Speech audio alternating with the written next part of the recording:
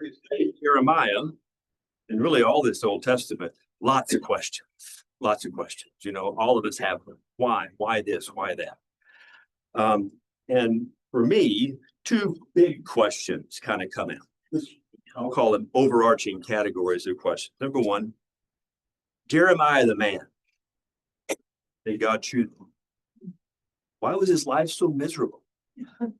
The guy had a horrible life, at least from our perspective, right? No family, no wife. He was beaten. He was in prison. He was put in a cistern. I mean, you name it, over and over again. We think his life was about 50 years, but it doesn't appear that there was a lot of joy in his life. And I just have to scratch my head and said, you know, we asked this question, what does that tell you about God? And I'm asking my own, what does that tell you about God? That he has a servant named Jeremiah, and he is putting them through all things. You may have an opinion. I don't want you to answer it yet. That's just a rhetorical question. I doubt very seriously if the prosperity gospel preachers talk much about Jeremiah. I haven't looked it up, but I kind of doubt it. Second category of questions is Babylon. Okay. Jeremiah talked about Babylon. Isaiah talked about Babylon. Isaiah even talked about what happens after Babylon. But Babylon was clearly a tool in God's arsenal to accomplish his purposes for his people. There's no secrets about what was coming. He was open. He was honest. Well, then if Babylon was so useful to God, then why did he destroy Babylon? Another question. So I guess that really kind of leads us to the really big questions about why does God do and not do what he does when he doesn't and doesn't do it? The perennial questions about why does God do? That's the biggest question that we all have. And recently I have come across some writing that I want to share with you here, but it feels like that this question of why, that frankly we'll never fully know, needs to be addressed again in the context of the big picture. What am I talking about? The cosmic conflict, the great controversy that we all know about in our church, and frankly, what spawned our church, if you will. So there's an author by the name of John Peckham. Anybody in here not heard of John Peckham? Everybody knows who John Peckham is? That is absolutely fantastic. No, you don't. So somebody, okay, well, there's who he is up there. There you go. So John Peckham is a research professor of theology at Andrews. And how I had not heard of him. I don't keep track of the teachers at Andrews. But when we were going through the fundamental beliefs about a year and a half ago, Oleg sent me this book. All right, actually, he sent me a PDF. Oleg was actually one of the reviewers of the book before it got published. That tells you something about Oleg. He says, Kelly, this book will provide you with the framework on the fundamental beliefs. Okay, great. So I got the book. Wow, big book. Whoa, 700 pages. You know, it's when you see it, you know, we all have short-term memories. Like, well, man, how long is it going to take you to read this book? So I used it primarily as a reference material as I going through the fundamental beliefs, but it was sensational. He is a sensational writer. There's one concept in there that really resonated with me, and it's this concept of rules of engagement. I brought this up last week, very, very briefly, and it's something that just makes a great deal of sense. And it's this concept of God operating in rules of engagement. I just got another book by Peckham, just came out. It says, Understanding Prayer in the Context of the Cosmic Conflict. I've only read one chapter, but that chapter is Wrestling with God and Angels, the Rules of Engagement, and the Problem of Petitionary Prayer. Okay, petitionary prayer, you're petitioning God to do something. Sometimes God answers, sometimes he doesn't. Okay, well, maybe under the rules of engagement that God is limited in how he could respond to those prayers. Well, that's interesting. I don't know if he's right, but it's an interesting thought to help us understand the why. So this issue about the rules of engagement is most easily understood in the context of the book of Job. We covered Job very briefly a year and a half ago when we were looking at the Yancey book. We're going to cover Job again before the end of the year. But you may remember at the beginning of the book of Job, there's this cosmic council that's going on. Okay? Apparently they had those in the day. Satan enters into the council. God says, "What are you doing?" He goes, "Well, I'm here going back and from." He goes, "Have you heard about my servant Job?" And Satan says, "Well, yeah, he's a great guy. The only reason he's a great guy is because of the fence that you put around him and all the things you do to him." It was essentially a challenge to God that says, if Job is put up against the hot pipes, he's going to fail you. God says, "You're on." Okay? And so in chapter 1 and chapter 2, he says to Satan, "Very well, then, everything he has is in your power, but on the man himself, do not lay a finger." In chapter 2, I don't know if it's the same situation or yet again, but he says, "Very well, he's in your hands, but you must spare his life." So essentially, God is saying, Satan, you have carte blanche authority to do whatever you want to Job, but you cannot take his life. Now, another really important point that Peckham points out. This wasn't a one-on-one conversation between God and council. This was in a room full of witnesses. This was in a room full of the universe.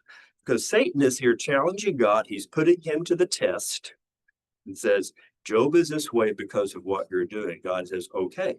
Well, now, he's now given Satan some rules of engagement. He's given Satan rules of engagement that you can do whatever you want. You can't kill him. Well, now what are God's rules of engagement? So this is how he describes it. Scripture teaches that God's promises cannot be broken. So God's action is limited to whatever promises he has made, i.e., God has made certain promises or commitments within the cosmic conflict and therefore is morally bound to act within the parameters of those commitments. Insofar as God has committed to some rules of engagement, then morally, God cannot intervene or prevent Satan or others from doing what they wish within those rules. These rules do not limit God's sheer power, but they morally limit the way God exercises his powers. I don't know about you, but that was fascinating to me. Peckham goes on to say, he goes, "I'm not going to pretend to know what the rules of engagement are and why, but I do know that I'm never, ever going to fully understand them." Which to me helps me understand and explain that there's something going on in this world that I don't understand. And so therefore, when God acts or doesn't act, sometimes it may make sense to me and sometimes it may not. So these rules of engagement is a fascinating. So God's rules are his character. What he said, whatever actions he takes must be in accordance with those character, or he's going to lose the respect of the universe. So, since we cannot see or adequately account for these rules, it causes us, might it help to consider those things in these questions? So, I don't know that we're going to get these questions answered, but I'm really thankful for guys like Peckham who come along and help us understand. So, with that backdrop, first question of the day, I'm going to go back. With the backdrop of the cosmic conflict, with the knowledge of these rules of engagement, what about Jeremiah? What about how God has selected and treated and utilized Jeremiah in these two big overarching concepts? If you think the rules of engagement are above, go ahead, no problem. It's okay. They resonate with me. I don't know if he's right. I think it makes a lot of sense. I think it really helps us humans to kind of get our way through this.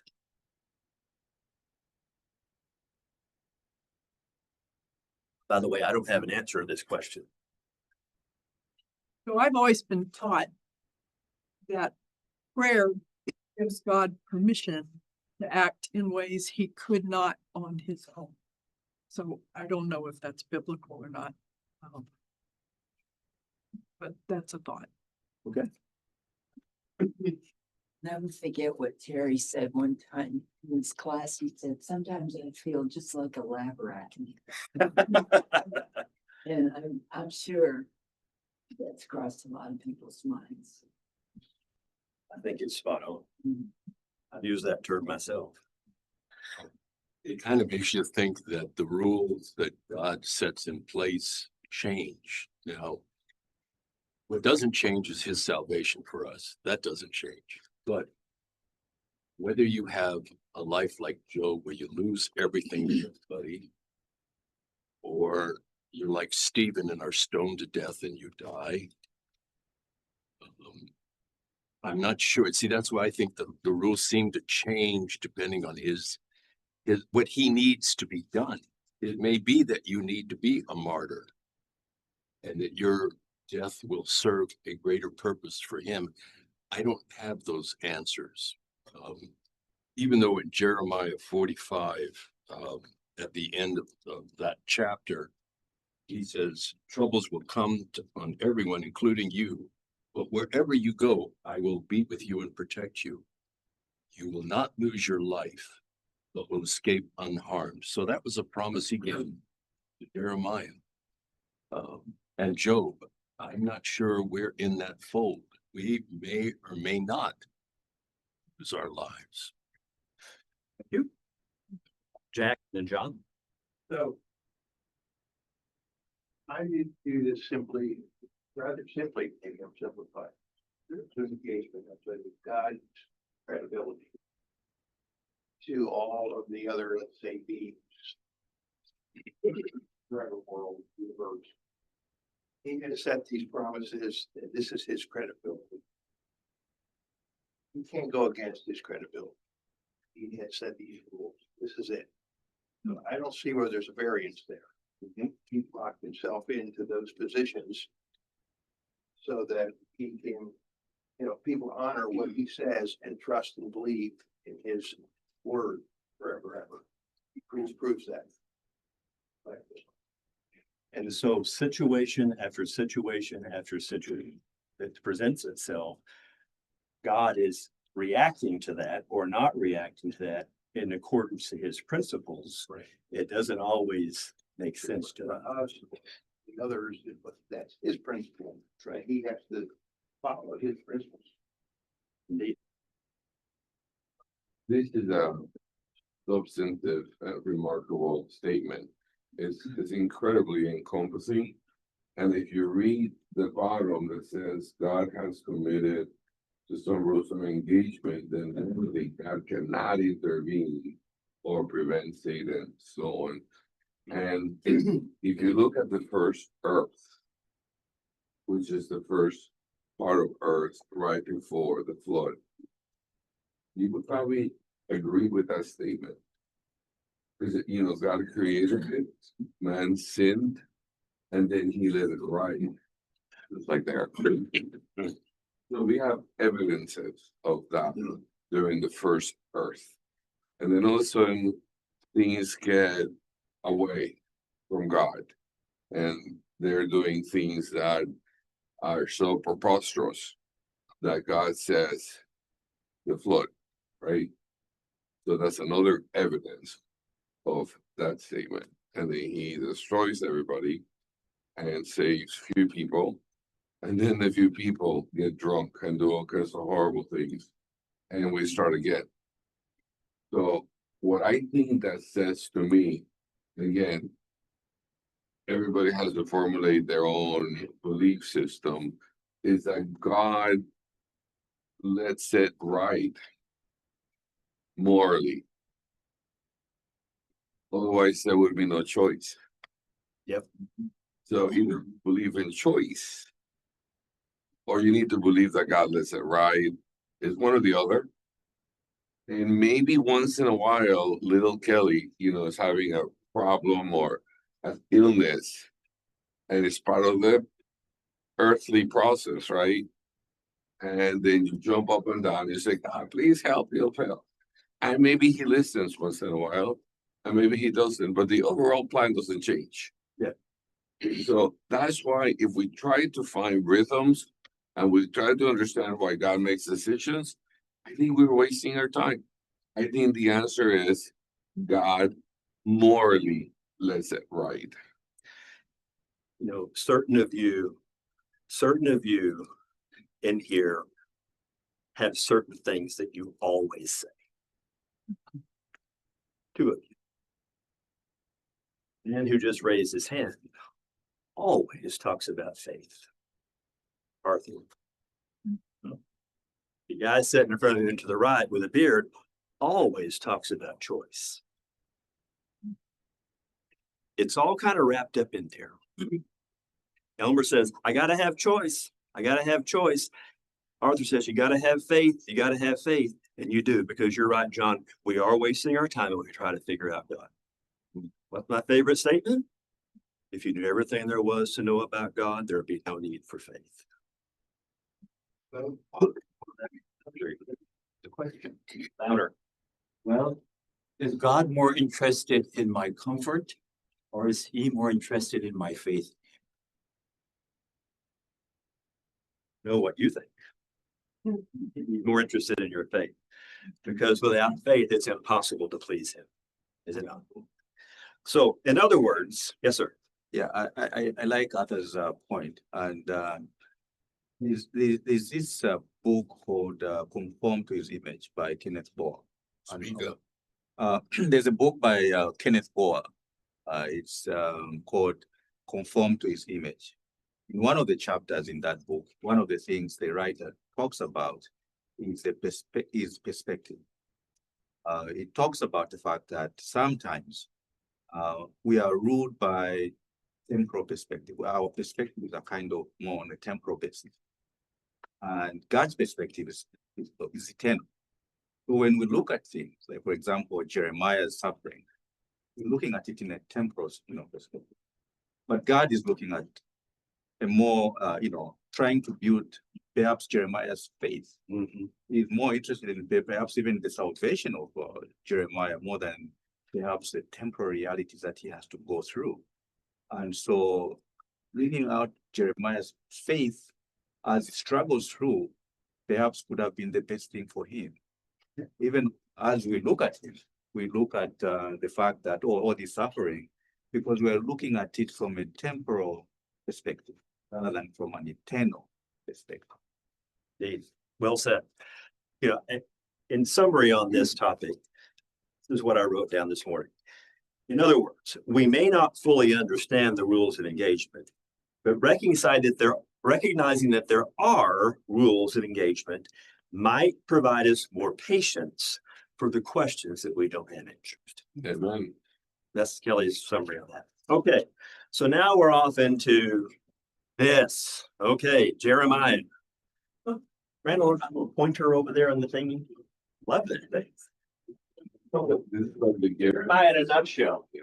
never end. He was called to warn them. He was called to warn the nominals, encourage the faith, and warn them, et cetera, et cetera, et cetera. So the first section of the book is all about these contemporary messages where he is, sorry, thank you. All these messages are saying, you got to wake up, you got to wake up, you got to wake up. Okay, then he says, if you don't do that, Babylon's going to come and sack you. Okay, well then Babylon clearly is coming to sack them. While they're sacking them, Jeremiah is still prophesying to them, even before, during, and after the Babylonian siege. And so we're going to cover that siege more in a couple of weeks when Carla gets to 2 Kings. But as we moved all the way through those first 45 chapters of Jeremiah, Carla ended it beautifully at the end of last week, because it says that Israel would return to their land and the Messiah would come from the line of David. Okay, so we left last week feeling good. Okay, now today we're coming in, oh my goodness, judgment, judgment, judgment, judgment, judgment, judgment, judgment. Here we go. Around the nations around Israel, as well as Babylon itself. And so I told you a couple of weeks ago, or maybe 4 or 5 weeks ago, that I don't really like the poetry in the Bible. It's beautiful for some people, but in my life, it's not linear. It doesn't go point, conclusion. It circles around, because in the middle of Jeremiah lambasting Babylon, then he comes back and tells Israel, but there's hope for you. And you got this up and down attitude. Anyway, so no more whining about poetry. Just a reminder of the geography of what we're talking about. as you know, Mediterranean Sea, Israel and Jerusalem's right over here, Judah's down below. Israel was up here, but they're now sacked at this point in time. And then, of course, the Babylonian Empire at this time, as you can see at the top, 609 was when Babylon, quote unquote, became the empire. 605 was when they made their first foray into Judah. That's when Daniel and his friends got carried off to Babylon. I believe they were there 2 more times. Finally, in 586 is when they sacked everything, destroyed the temple, etc., etc. So anyway, Babylon comes along. And by the way, this wasn't a secret, was it? I mean, they had been telling them for years this was going to happen. But then we come to 46, and we have this gloom and doom around all these nations. And so I'm not going to spend a lot of time on these nations, but there's a common theme that's here. Number one, just kind of, this hopefully funny. So one of the preachers that I listen to is a guy named Gary Hamrick. He's not an Adventist. He's the pastor of Cornerstone Church up in Leesburg, Virginia, which is not too far from DC. But he's kind of what I call a blue collar teacher or a preacher in that way. And this comment will explain it. So he says, this is what this means. Look, these nations, Israel and Judah is responsible for their own actions, but they had some help. They had the nations around them who were providing them with all these idols and all these things. And so since God had a plan for the Jewish nation, then he wanted to make it very clear that these other nations were to be held accountable. He said, here's an example. He goes, you come home one day and you find out your kid's smoking weed. You're not happy about that. So you deal with your kid, right? And oh, by the way, while you're doing that, you find out that the kid got the weed from his neighbors, with its parents, with its, they don't know. But then, so you're going to deal with the kid. That's the first 45 chapters of Jeremiah. Now where do you go? Here you go deal with a neighbor. He goes, it gives a whole new meaning to the term weed whacker. Yeah, you got it. Okay. I thought it was pretty funny. And so Babylon is God's weed whacker on these other nations. And so he goes on, he starts talking about Egypt. Egypt had designs on becoming a little kingdom, and it didn't work. They ended up in a place called Carchemish, which is way up north. They had an encounter with Babylon, and I think somehow, I believe Josiah was involved in that. And that's where he got killed. I think that's what Ernie told us a couple of weeks ago. At any rate, Egypt gets sacked. But in verse 28, he says Egypt will prosper again. And he said, and then in verse 28, after he's talking about Egypt prospering again, he comes back and says, promise Israel, that says, even though you're disciplined, you're going to have ultimate plans. So that's poetry in motion there. Then we get to Philistia. Philistia was also destroyed by Babylon. You can remember back in King Saul's days, they're always fighting the Philistines, always fighting. Of course, David and Goliath, one of the most famous stories in the Bible, Goliath was a Philistine. So they were very, very big people. They got wiped off the map. No longer, not around. Then we come to Moab. Moab is over here on the other side of the Dead Sea. And if you remember, there was a couple, I think Gad, and I'm forgetting the other tribe that was over there. But Moab were descendants of Lot. So by being descendants of Lot, you would have thought that they would be friendly with them. Well, they're not. They were always doing and fighting them. In fact, the verses in there says that their downfall pride. In verse 29, it says, we have all heard the pride of Moab, for his pride is very great.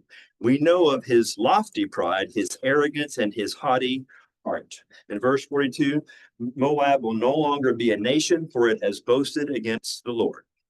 But then in verse 47, he comes back and says, I'll restore the fortunes of Moab. Today, Moab is Jordan. Jordan, I think, is a pretty nice country. I've not been there, but I hear it's a fairly pleasant place to go and fairly safe and welcoming. So again, and it goes on, Damascus, Ammon, et cetera, over and over again, these nations were held accountable for their influence over Israel. So it kind of makes sense that if God is going to hold Israel responsible for the sins, then they also needs to hold responsible those that are participating in the process. So we know that God is a God of judgment, do we not? He makes it very clear what his rules and what his rules are. And at some point in time, that has to come to roost. Comments on that? All right. So, common theme here. Babylon's the weed whacker. Every single one of these nations, Babylon sacked. So Babylon was clearly a tool that God used. So now that brings us to really to the climactic point of this entire section. How God deals with Babylon. So how God deals with Babylon. Very quickly again, remember in Daniel, here's the Babylonian Empire. Well, look at this empire over here, called Median Empire. We know that is Medo-Persia. We're going to see some text here in a minute that talks about the kingdom from the north. We know that Babylon will come to its end. Whoops. Oh, should have. So in chapter 50, here we go. Chapters about this long. I'm going to focus on just a few. It says the same thing over and over and over again. So we're going to talk about the highlight reel right here. Elmer, use your beautiful voice and read that for us, please. The Lord gave Jeremiah the prophet this message concerning Babylon and the land of the Babylonians. This is what the Lord says. Tell the whole world and keep nothing back. Raise a signal flag to tell everyone that Babylon will fall. Her images and idols will be shattered. Her gods, Bel and Marduk, will be utterly disgraced. For a nation will attack her from the north and bring such destruction that no one will live there again. Everything will fall, and both people and animals will flee. I'm going to ask you a question. I don't want you to answer it. Not yet. Remember how Babylon fell? Remember Belshazzar was partying?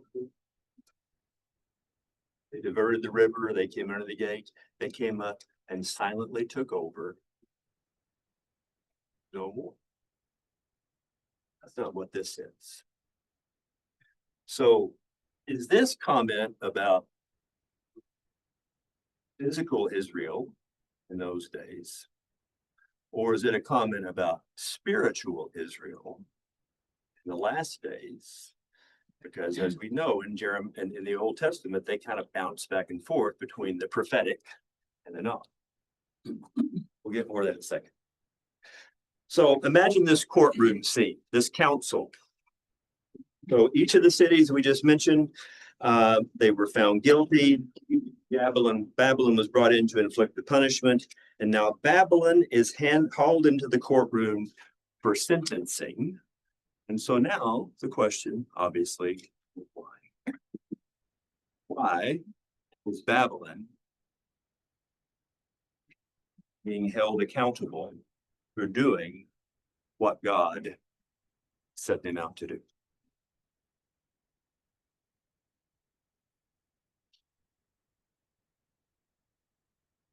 I'm going to take one more drink.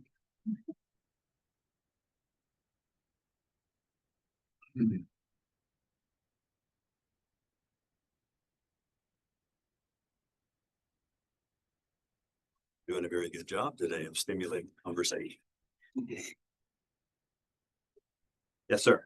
I think when you look at the way Babylon was destroyed, right? I mean, One more time. when you look at how Babylon, the climax of Babylon's destruction, this occurred at a time when, Belshazzar was actually had, partying and so forth. I think that's almost emblematic of a kingdom in decline in terms of, moral dissipation and just chaos, right? I mean, there was no moral anchoring of society, and I would expect that in that type of society, there is injustice, there is oppression, and so forth and so forth.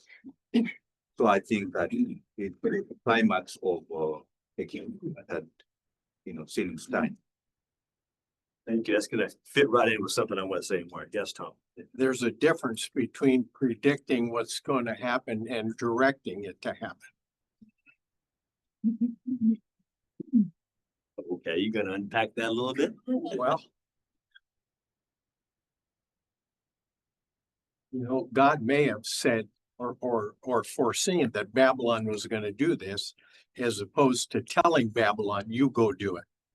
Okay, I don't have the answer to it, but let me tell you another Gary Hamrick story. Remember my preacher, the blue collar? Here's his example. Is you have some people come over to your house for dinner. You got a dog. The dog's like my house, does whatever they want. Dog's pulling out the trash while you're pulling the dinner out. So you hand a little newspaper to one of your house guests. You go, hey, would you go swat my dog? You just keep him or her from tearing up the trash. Okay. Well, 5 minutes later, you go in and you find the person unmercifully beating your dog. Babylon. Am I resonating with you? God asked them to do something. They then thought, I'm so wonderful, I'm just going to take it 2 or 3 level. So I asked AI, I asked Google artificial intelligence. I just said, what does Jeremiah 50 and 51 mean? So here's what Google AI says. Chapters 50 and 51 of Jeremiah detail God's judgment against Babylon and prophesying its destruction and the end of its dominance. These chapters highlight Babylon's role as an oppressor and God's instrument of judgment on the other nations, but now facing divine retribution for its own sins. The prophecies describe Babylon's downfall, the scattering of its people, etc., etc., etc. Then down here, it gives you some categories. Number 1, Babylon's sins. Babylon is condemned for its pride, its oppression of God's people, and its idolatry. God's judgment is portrayed as a consequence of Babylon's actions and its role in the destruction. I'm going to go back and read you another comment. This is from a guy named Tony Evans. Because while God's intentions was to exercise his holy justice upon wicked nations, Babylon's intention was to vanquish and dominate others for the sake of its own pride and power. So, in this world, when something good happens, people tend to think it's about them, and it tends to escalate.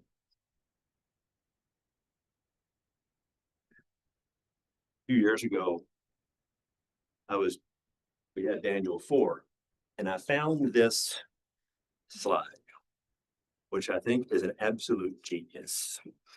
This is focused on Nebuchadnezzar. So let's just think about Nebuchadnezzar in a nutshell.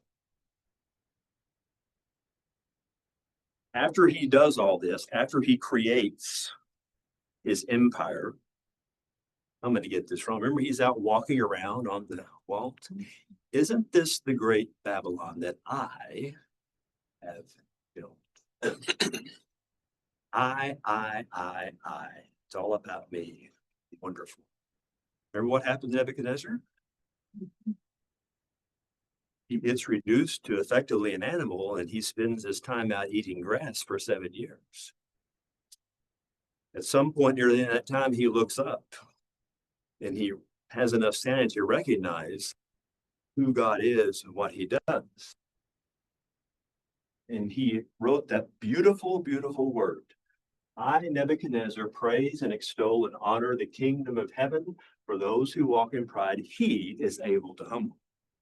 I personally believe Nebuchadnezzar was going to be in heaven, because Nebuchadnezzar came to a realization at the end of who God was and who God is, and he was thankful for that. So now Nebuchadnezzar passes on. Belshazzar takes over. Belshazzar doesn't continue how Nebuchadnezzar ended. Belshazzar adopted the personality of the old Nebuchadnezzar. And you saw what happened. Yes. I think that Daniel has very, very large play matter with Nebuchadnezzar, since he was the second-hand man in the kingdom of Babylon. And I think Daniel, he knew what was going to happen to Babylon. He was very well versed in scripture, and he knew Medo-Persia was to take over, and he had 70 years. But I think he prayed and he worked closely, very closely with his character, with Nebuchadnezzar. And I think that was a huge help because he knew God wanted him to be in the kingdom. And I think that was, a lot of the work of Daniel on behalf of God. Wonderful example. That's the example in the cosmic conflict and the rules of engagement. God has to use people, does he not? He has to use them through influencing. And so your comments about Jeremiah, what you just said about Daniel, they were in prison, but they were doing something that was going to pay return on investment in the long run in a big way. Yes, Ellen. So we have a choice. Are we going to be like the Not that you would use that word. or the late Nebuchadnezzar? God, Sorry, say it again. it's okay. Try to listen. I know it's hard. It's hard. It's hard. So no, the idea is that if we allow ourselves, God can use us with all our frailties. Nebuchadnezzar was imperfect, but God used him. He used him to take down the Philistia, all of the people, and he said, "I will be with you. I will be with your warriors," and he did. He wanted them killed and destroyed and taken off the map. So God used him. And this is where I think we come in. There are going to be times when God says to us, I need you to do this and that. And you hope we can live up to that. And at the very end, even if we have to wander among the grass and eat grass for 7 years, if I can be in heaven, I will gladly eat grass for 14 years, if that's what it takes. Amen. But God will use us. He takes us, and if we allow it, we can be used for his good. It reminds me of a statement that our former leader, Ted Hamilton, in this class, Ted was the greatest Sabbath school teacher of all time. In this context of being used by God, you see these stories about how these wonderful things, you think, oh, I'm just woefully inadequate, blah, blah, blah. He says, sometimes you just have to show up. Sometimes you just have to show up and be in that spot and allow God to do something for you.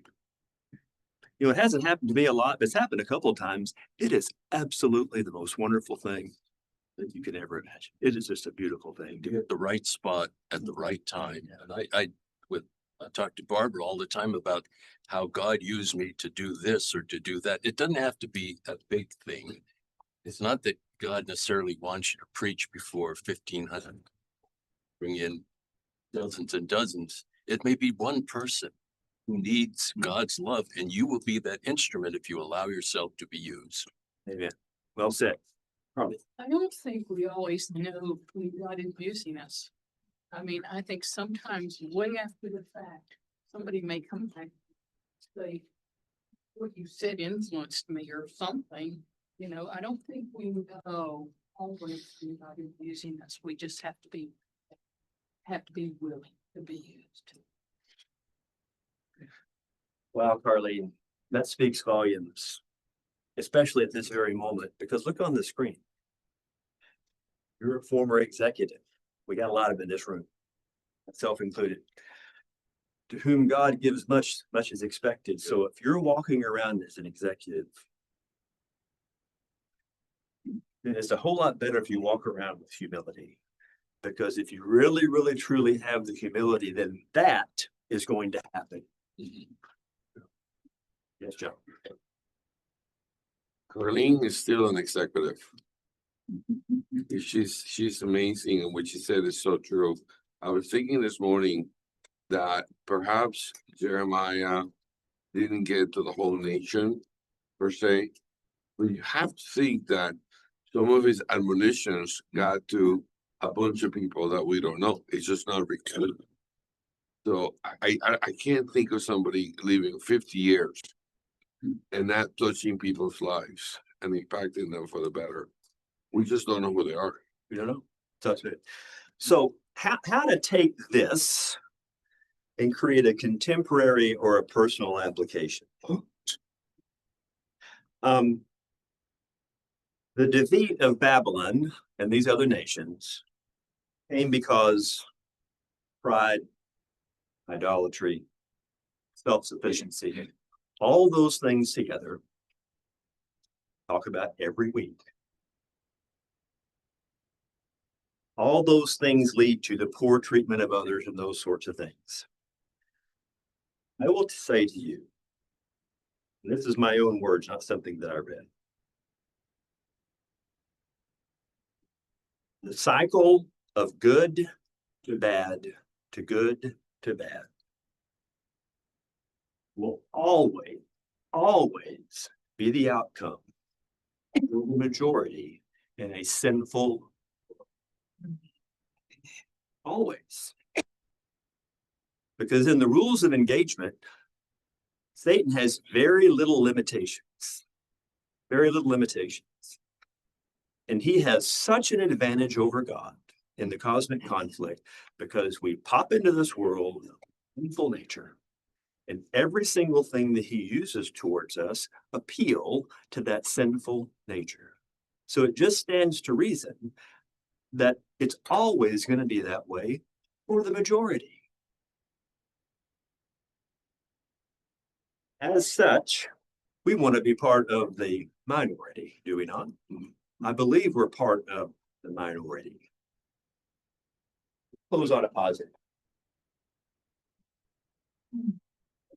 I just read you, where are we at? Verse 3, for a nation will attack her, etc., etc. The very next verse, verse 4.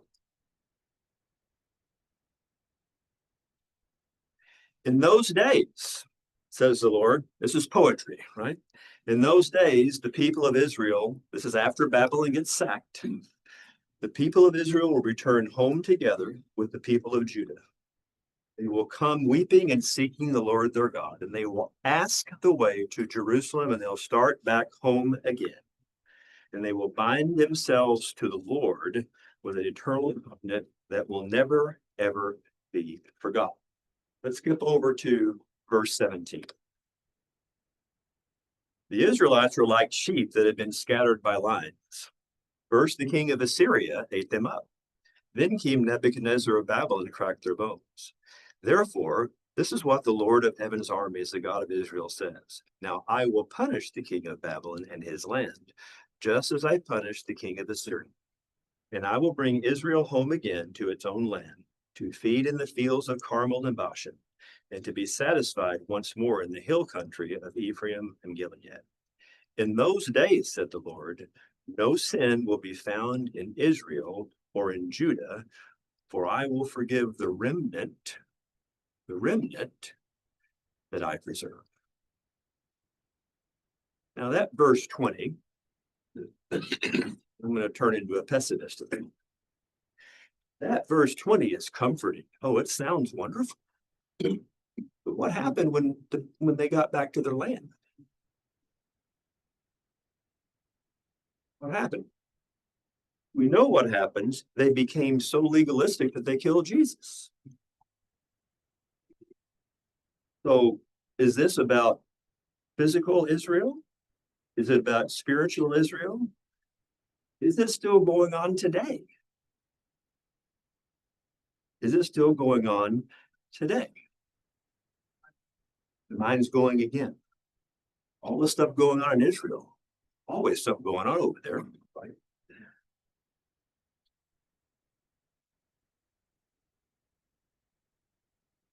I don't understand God's relationship. I'm trying to come to my own resolution on this, if I could comment about the remnant. Yeah. I'm thinking about Daniel, when Daniel was praying, trying to understand the time of the end, how long they are going to be in Babylon. And that's when God gives him a panoramic view of what will happen. And that panoramic view of the 490 years also includes the time of the end. And God says, you go your way, Daniel, because some of these things are sealed until the very end.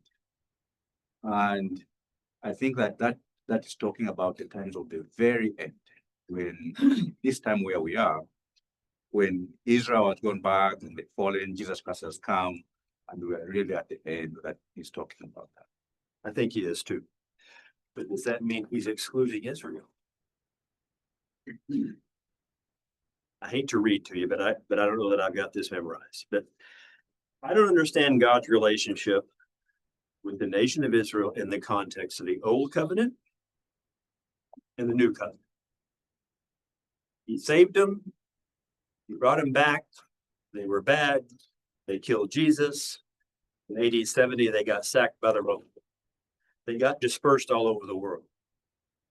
In World War II, Hitler killed 6 million of them. Bad. 1948, they get recognized as a nation again. Up and down, up and down. Since 1948, they've been, it seems like almost in constant war, but they're still there. They're still there.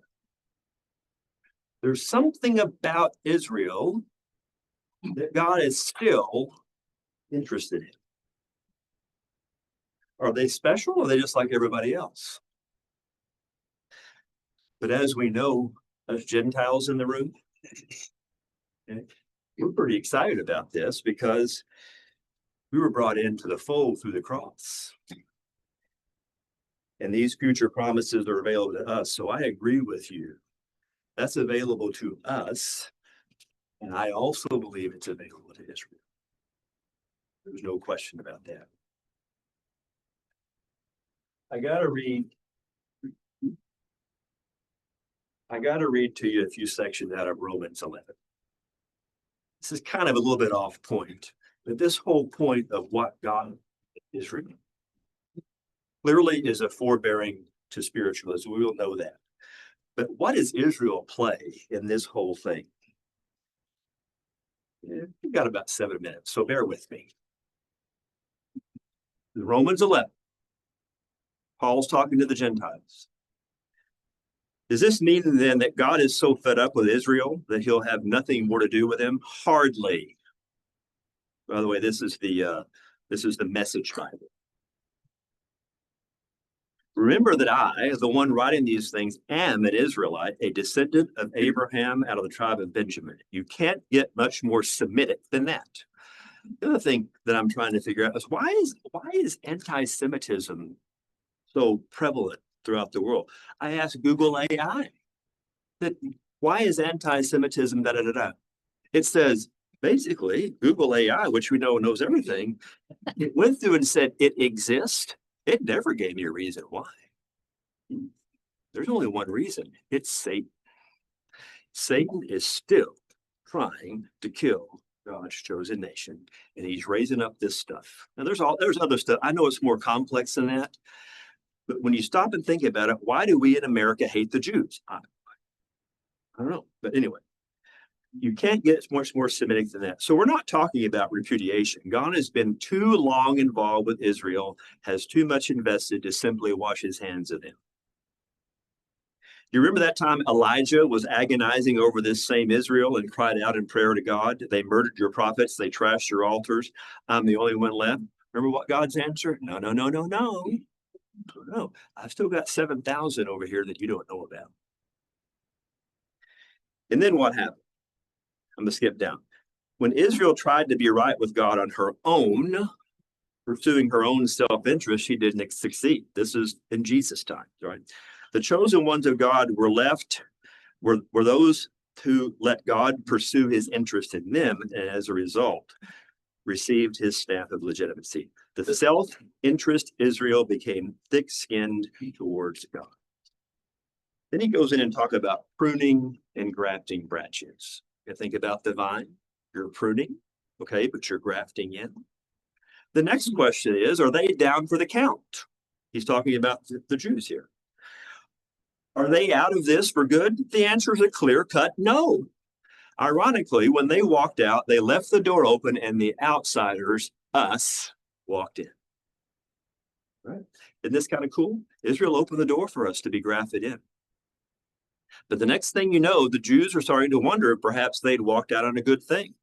Now, if their leaving triggered this worldwide coming of non-Jewish outsiders to God's kingdom, just imagine the effect of their coming back. All of us have our own thoughts about what the future holds. I just have to believe. I just have to believe when the Jewish nation stands up and recognizes Jesus, that's going to be some kind of an event. Is it going to happen? I don't know. But imagine the effect they came back. Behold, behind in all of this, behind and underneath all this, there is a holy, God planted, God tended root.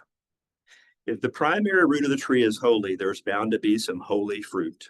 Some of the tree's branches were pruned, and you wild olive shoots were grafted in.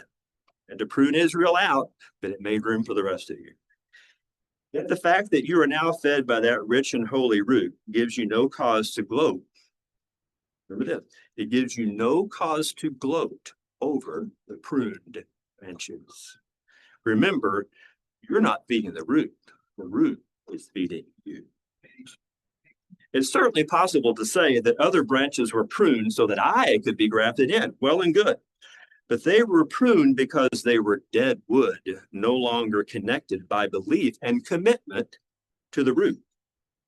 The only reason that you're on the tree is because your graft took when you believed, and because you're connected to that belief nurturing root, faith. So I love this. So don't get cocky and strut your branch. Don't get cocky and strut your branch.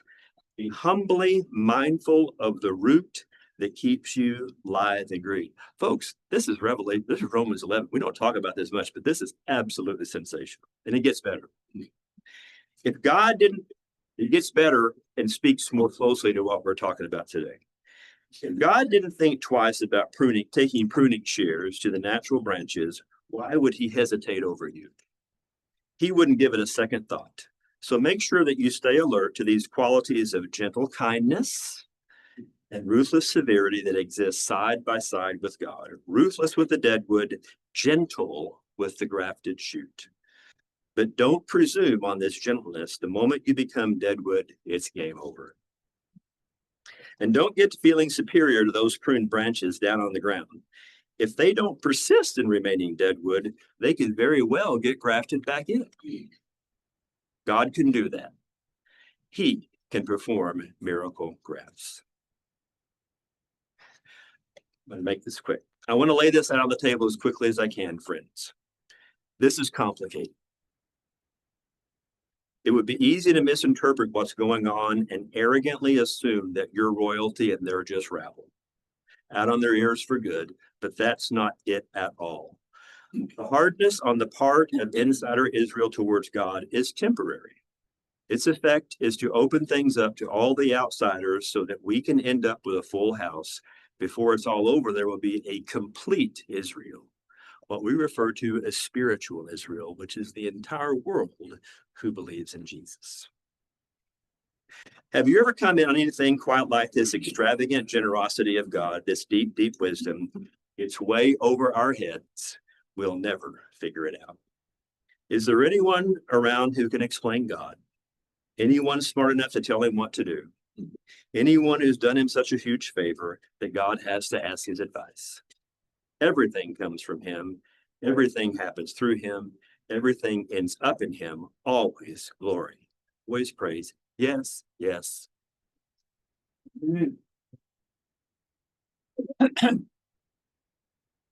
But all that had to do with the lesson today. It seemed fascinating. And I want to close with a 45-second clip by Chuck Swindoll. This is going to be our closing prayer today. Chuck's in his 90s. Did I do something wrong, Randall? No, you didn't. Okay. Oh, you pressed the button. I must have pushed it twice. And I'm still struggling to for the copy. We'll figure it out. We got to listen to it. Anyway, 45-second clip from Chuck. And he's really. Maybe it's time for you to realize, rather than always having to be right, You must always be kind, compassionate, understanding, quicker to forgive. We are never more like others than when we blame, and never more like Christ than when we forgive. Someone you need to forgive? Today's the day. Right now, right where you're sitting.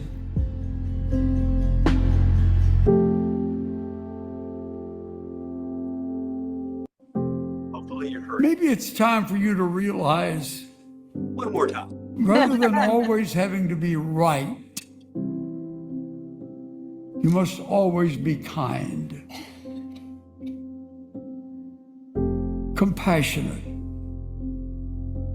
understanding, quicker to forgive. We are never more like others than when we blame, and never more like Christ than when we forgive. Someone you need to forgive? Today's the day.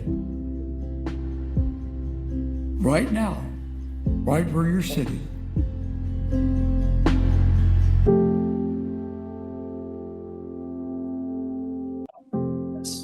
Maybe it's time for you to realize, rather than always having to be right, you must always be God must be kind, lacking a lot because he's not letting us turn it off. Forgive me. compassionate, understanding, Point is, it's about a humble spirit. So go quicker this week to and have forgive. one. We are Okay? We'll see you back next week. Thank you. never more like others than when we blame, and never more like Christ than when we forgive.